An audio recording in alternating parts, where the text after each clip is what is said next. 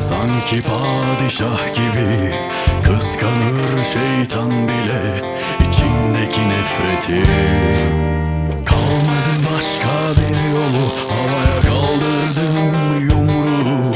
Bedenime sahip olsan da alamazsın ruhumu. Dizildi piyonlar karşıma, kapkara bir duvar gibi. İstanbul'da bir parkta yaşadım cehennemi. Yok benim zincirlerim, vur canım yanmaz benim. Tam karşında duruyorum, bu gaz bir harika dostum.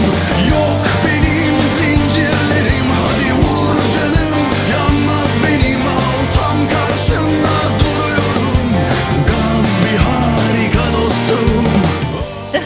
Burada mıydınız? Merhaba arkadaşlar, benim adım Zeyno. Kanalımıza abone olmayı unutmayın.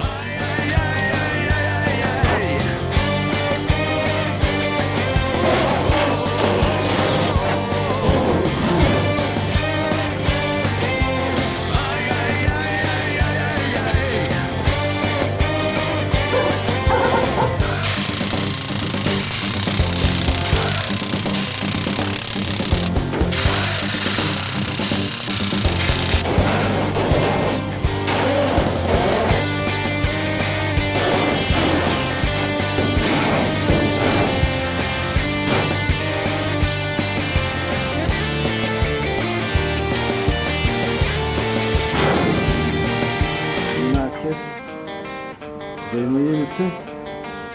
Harikasın.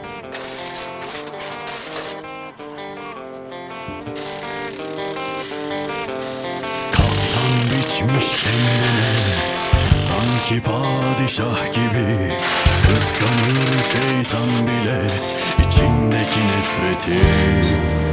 Kalmadı başka bir yolu, havaya kaldırdım yumruğu. Bedenime sahip olsan da alamazsın ruhumu. Dizildi piyonlar karşıma, Kara bir